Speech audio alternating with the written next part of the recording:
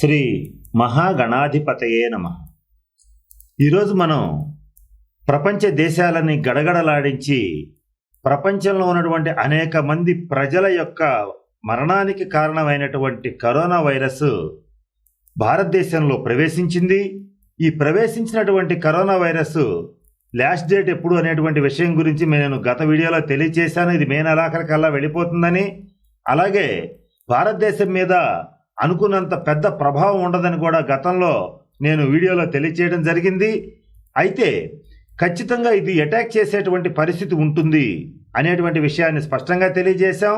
ఇదే విషయాన్ని మనం గతంలో మన వాయిస్ ఆఫ్ విఎస్ఎం ఛానల్లో అక్టోబర్ 19వ తారీఖు 2019వ సంవత్సరంలో సూర్యగ్రహణం నాడు షష్టగ్రహ కూటమి ఏర్పడింది డిసెంబర్ 25వ తారీఖున అనేటువంటి విషయం గురించి మనం అక్టోబర్ 19వ తారీఖు 2019వ సంవత్సరాన మన వీడియోలో మీకు తెలియజేయడం జరిగింది. ఆ వివరాలు ఒక్కసారి పరిశీలించినట్లయితే దాని గురించి మీకు పూర్తి సమాచారం అర్థమవుతుంది. ఇక్కడ నేను ఆ విషయాన్ని బ్రీఫ్గా మీకు ఇప్పుడు తెలియజేస్తాను. ఒక్కసారి మనం 2019వ సంవత్సరం అక్టోబర్ 19వ తారీఖున చేసినటువంటి వీడియోని మీకు ఇప్పుడు చూపిస్తాను. డిసెంబర్ 27వ తారీఖు రాత్రి 11:55 ప్రపంచాన్ని కొద్దిగా ఇబ్బంది పెట్టే, అలాగే ప్రళయాలని విపత్తుల్ని సృష్టించేటువంటి సూర్యగ్రహణం జరుగుతుండగా ఏర్పడుతున్నటువంటి ఈ షడ్గ్రహ కూటమి ఒక విపత్తుని సూచిస్తోంది. అయితే ఆ విపత్తు ఎలా ఉండే అవకాశం ఉందంటే ఒక్కొక్క సంవత్సరం ఒక్కొక్క రకమైనటువంటి విపత్తు. ఇది ఒక రాబోయే ప్రపంచ ప్రళయానికి నాందిగా చెప్పబడుతుంది.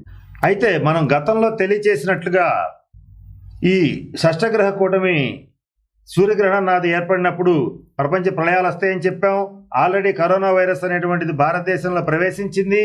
అది మన దాకా రాకుండా ఉండాలంటే, మనని టచ్ చేయకుండా ఉండాలంటే, మనం దాని బారిన పడకుండా ఉండాలంటే ఏ పరిహారాలు చేయాలనేటువంటి విషయం గురించి ఇప్పుడు మీకు నేను తెలియజేస్తాను. అయితే ఆ పరిహారాలు ఏ రాశి వాళ్ళు ఏ పరిహారం చేయాలి, ఏ రాశి వారు ఏ దేవతా స్తోత్రం చెయ్యాలి, ఎలా చేసేటట్లయితే వాళ్ళు ఖచ్చితంగా దీని నుంచి బయటపడతారనేటువంటి అంశం గురించి మీకు ఇప్పుడు నేను తెలియజేస్తాను. అయితే నేను ఇందాక చెప్పినట్లుగా ఈ సూర్యగ్రహణం నాడు ఏర్పడినటువంటి షష్టగ్రహ కూటమి ప్రపంచ ప్రళయాలకి కారణమవుతుందని చెప్పాం. అయితే ఈ షష్టగ్రహ కూటమి ఏ రాశుల వారి మీద ఏ రకమైనటువంటి ఫలితాలను చూపిస్తుంది అనేటువంటి విషయాన్ని కూడా మనం అక్టోబర్ నెల 2019వ సంవత్సరం నాడే తెలియజేయడం జరిగింది. అయితే ఈ కరోనా వైరస్ అనేటువంటిది మన భారతదేశంలో ప్రవేశించినప్పుడు మనకి ఏ రాశి వారికి ఈ వైరస్ అనేటువంటిది రాకుండా ఎటువంటి జాగ్రత్తలు పాటించాలి అంటే, ఇక ప్రభుత్వం వారు చెప్పేటువంటి జాగ్రత్తలు అందరూ పాటించండి, అదొక్కటే సరిపోదు. ఏ రాశి వారు ఈ గండం నుంచి బయటపడటం ఎలా అనేటువంటి విషయం గురించి ఇప్పుడు మీకు తెలియజేస్తాను. అంతేకాకుండా ఇవి ఏ రాశి వారైనా సరే అనారోగ్యాలతో బాధపడేటట్లయితే వాళ్ళ జాతకాల రీత్యా ఎటువంటి గండాలకైనా గురయ్యేటువంటి పరిస్థితి ఉన్నప్పుడు ఎటువంటి పరిహారాలు చేసుకోవాలి అనేటువంటి విషయం గురించి ఇప్పుడు మీకు నేను తెలియజేస్తాను. అయితే ఏవైనా సరే పరిహారాలు చేయాలంటే దేవాలయాలు తెరిచుంచాలి. ప్రస్తుతం ఉన్న పరిస్థితుల్లో దేవాలయాలన్నీ మూసి ఉన్నాయి కనుక మనం ఏదన్నా పరిహారాలు చేసుకోవాలన్నా కాస్త ఇబ్బంది అవుతుంది అనేటువంటి విషయం గురించి నాకు చాలామంది ఫోన్ల ద్వారా తెలియజేయడం జరిగింది. అందుకని మీరు మీ ఇంట్లోనే కూర్చుని ఉదయం స్నానం చేసిన తర్వాత నేను చెప్పేటువంటి ఈ దేవతా స్తోత్రాలను కానీ ఆ దేవతా మంత్రాలను కానీ చేసుకునేటట్లయితే ఎటువంటి వైరస్లు, అనారోగ్యాలు, అంటురోగాలు మీ దగ్గరకు వచ్చేటువంటి పరిస్థితి ఉండదు. ఖచ్చితంగా భక్తిగా విశ్వాసంగా కనుక చేయగలిగేటట్లయితే ఎటువంటి పరిస్థితుల్లోనూ మీకు ఈ ఏ ఇబ్బందులు వచ్చేటువంటి పరిస్థితి ఉండదు. మేషరాశి వారు ఏ దేవతా పూజ చేయాలి, ఏ మంత్రం చదవాలి అనేటువంటి విషయాన్ని మీకు ఇప్పుడు తెలియచేస్తాను. అంటే ఏ దేవతా పూజ చేసేటట్లయితే ఎటువంటి వైరస్లు, బ్యాక్టీరియాలు ఈ మేషరాశి వాళ్ళ జోలికి రాకుండా ఉంటాయి.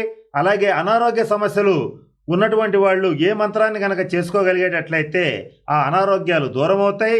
అలాగే జీవితంలో ఏమన్నా గండాలు వచ్చేటట్లయితే ఏ మంత్రాన్ని కనుక చేసేటట్లయితే ఆ గండాలన్నీ కూడా తప్పిపోతాయి అనేటువంటి విషయం గురించి ఇప్పుడు మీకు నేను తెలియచేస్తాను. మేషరాశి వాళ్ళు రవి స్తోత్రం చెయ్యాలి.